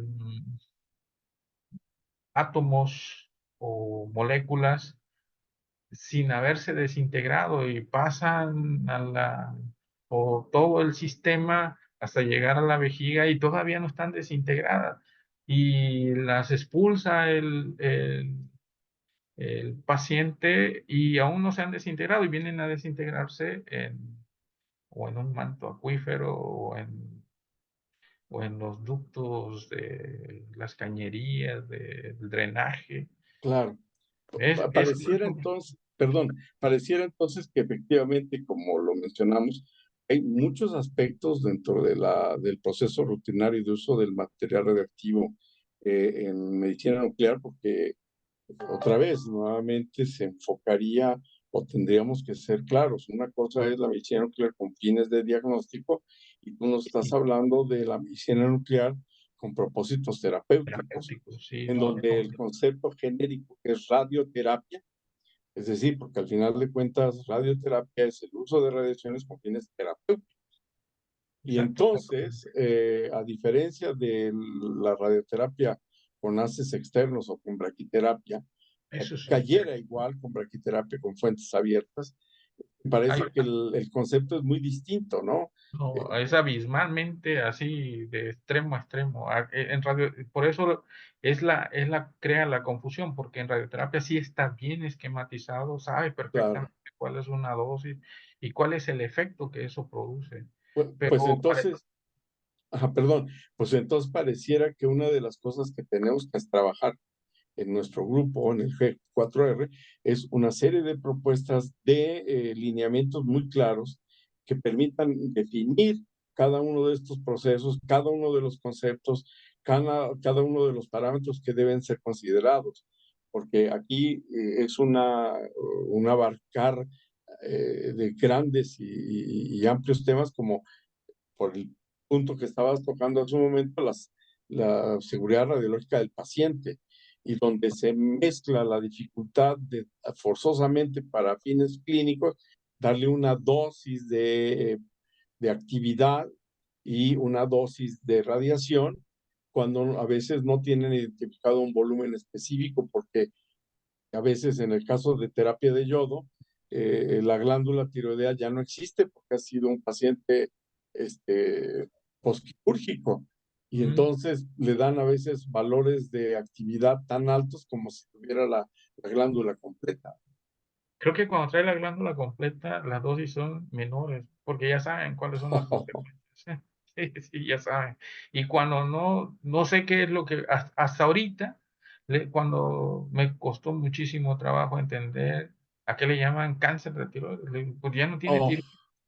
Y le digo, juega un papel como dice, ok, en radioterapia tienes un CA de mama, y si le extraen la mama con una cirugía y tú dices, sé perfectamente, voy sobre este, pequeña el actividad, tejido residual, ¿no? Es lo el que le tejido llamarían. residual, y hay enfermedad microscópica inmersa ahí, difícil de detectar. Bueno, difícil de detectar, pero que ellos ya saben a través del análisis que le hicieron a la, a- en este caso, la glándula mamaria, lo que retiraron, y vieron evidencia de eso. Y Y hay entonces dice, sí, está claro, justificado, y hay pero y hay protocolos específicos para protocolos ese. específicos para Así eso, es. exactamente. Y realmente tú dices, ¿de cuánto estamos hablando? Y tú dices, voy a cumplir con el objetivo sin necesidad de dañar órganos, disminuir Órganos sanos, sí, la dosis a órganos órganos sanos. de riesgo, claro. Perfecto. Y hasta ahí lo tienes bien, pero acá cuando suministras, imagínate, 150 milicurie o 200 milicurie. Hay unos que se atrevían a decir que debería de ser el doble, y dicen, no sé en qué Qué se cosa. basa, pero, pero sabes lo que estás, la cantidad de ionización que estás provocando en órganos normales que no tienen nada que ver con la tiroides. Y tienes cuantificado cuál es la dosis absorbida en esos órganos, y a lo mejor y te dices, oye, sale contraproducente el darle una terapia. Y sobre todo que no tienen valores de referencia. Pueden Claro. hacer el cálculo en pequeñas eh, eh, incorporaciones de ciertos radiofármacos o trazadores en algunos órganos y tratar de producir cuál es la energía suministrada en el órgano y estiman un valor de una masa eh, de referencia y tú le dices, bueno, mira, esa es una aproximación, pero ¿qué pasa con el resto de todos los órganos donde circuló?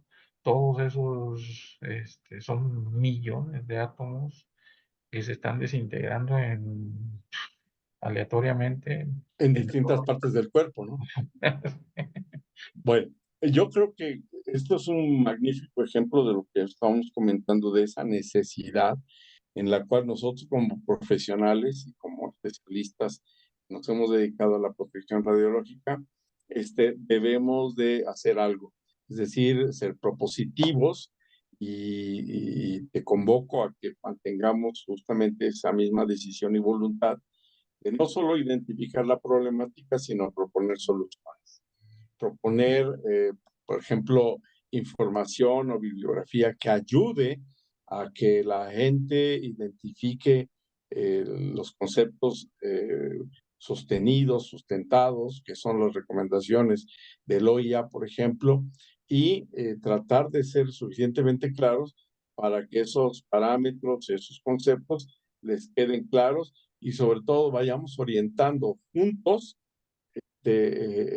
lo que hemos manejado como el concepto de garantía de calidad, no solo con los fines de objetivos clínicos, sino con los fines de la seguridad y protección radiológica de los trabajadores y de los pacientes. Esa sería mi invitación, a que no perdiéramos de vista esa intención y a lo mejor en la siguiente sesión ya tener identificados estas problemáticas que nos has evidenciado y proponer unas opciones sobre todo de difusión y divulgación que ayude a que la gente tengamos las mismas referencias de semántica y de conceptos. Ok, me parece excelente. Voy a poner algo de esta información que les compartí en Sí, el curso de entrenamiento, sobre todo de el acuerdo. ejemplo de la distribución de los pacientes dentro de la sala de pacientes inyectados Perfecto. y ver, bueno, voy a tratar de medir el impacto Sí. y cómo ven el personal, pues, no le va a gustar al encargado de seguridad radiológica. Bueno, la idea Pero- no es confrontar, ¿verdad? Pero No, sí no, proponer. es decir, y esto lo vamos a resolver, pero eso va a generar una serie, lo van a tomar como una serie de, de procesos que si no lo sabe O de manejar invasiones a sus propuestas, ¿no? a sus Pero con más propios. razón, por eso la idea es que lo hiciéramos ordenadamente y someterlos a consideración, por un lado, dentro de la misma asociación de radioprotección de aquí de AMRAD, y de ahí poder buscar de manera consensuada un direccionamiento de estas propuestas para que sean de utilidad. Y esa sería mi sugerencia y mi compromiso de apoyarte. No, excelente. Yo seguiré haciendo eso y compartiendo. Voy a tratar no va a tratar, voy a implementar y midiendo, disminuir esos riesgos sin que se distraigan en otros menesteres de sentirse afectados o ofendidos o ver a saber en el beneficio del paciente. Viene una corriente muy fuerte sobre la protección al paciente y dentro de eso viene la protección radiológica al paciente. Claro, pues Entonces, yo creo que ya es un compromiso que hemos hecho en voz alta, entonces pues ya no nos podemos echar para atrás. estar para atrás. Eh, a nuestro representante del AMBA, pues con esto concluimos y bueno, ya escuchaste que hay mucho que hacer en esta área y con la misma propuesta de la sesión previa.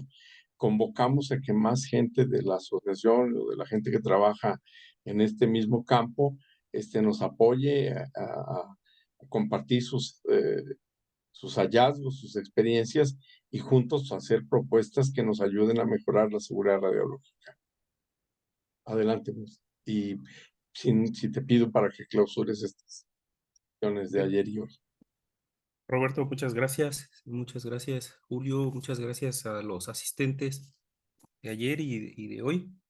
Los temas, como lo comentaba al principio, han sido muy reveladores en el sentido de que, eh, pues finalmente uno no tiene totalmente el conocimiento más allá de los que están trabajando justamente directamente en las prácticas, ¿no?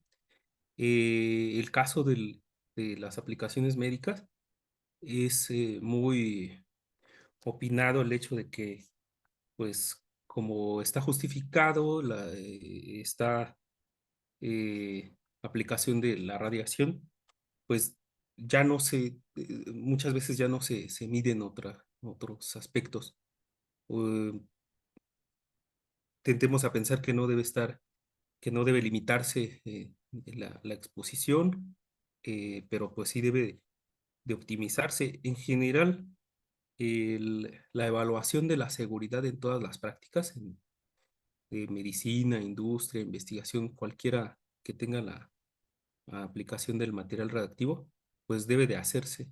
Eso es lo que concluyo. En general, en algunos aspectos se va más hacia la tecnología, como ya se marcó ayer, pero no se le pone atención, que hoy fue evidente, por ejemplo, a las personas, ¿no? Y tiene que hacerse en conjunto. No solamente son como lo mencionan en seguridad nuclear, ¿no? Los componentes, sistemas, equipos, sino también en este caso los procedimientos, ¿no? También tienen que revisarse.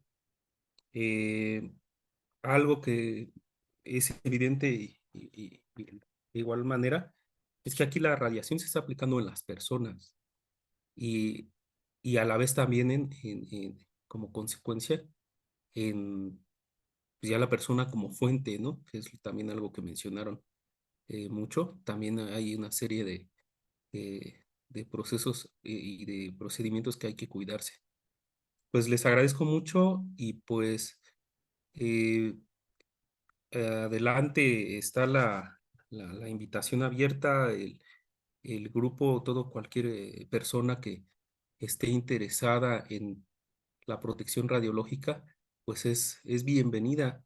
El grupo GP4R es bienvenido siempre. Cualquier persona que esté trabajando en pro, pues finalmente la asociación la formamos todos.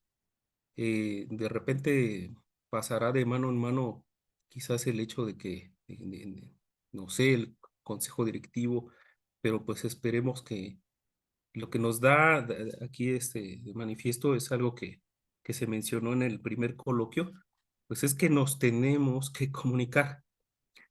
Y eso igual de manifiesto se lo puso aquí el doctor Julio César. Hay áreas de las mismas trabajos que no se quieren comunicar por ego profesional, y lo mismo sucede en las asociaciones, entre las personas, y creo que eso es lo que tenemos que romper. Eh, por aquí, pues hay algunos que estuvieron eh, justamente en ese primer coloquio y recordarán que mencionamos, ¿no? Un ejemplo o una dicho que tienen muchos es que el problema con nuestra profesión, en particular también en México, es que no nos ponemos de acuerdo. Sí cuesta trabajo, pero uniendo voluntades, ahí está el grupo que tienen ustedes de trabajo. Seguramente tienen que resolver o se tienen que resolver muchos problemas de tiempo, pero si se unen voluntades, pues podemos hacer algo, ¿no? Bienvenidos y pues muchas gracias. Contrario, y pues no nos des la bienvenida, porque siempre somos de casa, entonces a los de Claro, casa no se les da la bienvenida. así es. Entonces, aquí estamos y nuestro compromiso, ¿eh? Vamos a seguir impulsando y lo que esté ordenadamente dentro de nuestra información la vamos a compartir con todos. Gracias. Al Muchas contrario, gracias muchas a todos. gracias y hasta la próxima entonces. Hasta la próxima. Nuestra intención es hacer un resumen de todo ello y ponerlo a consideración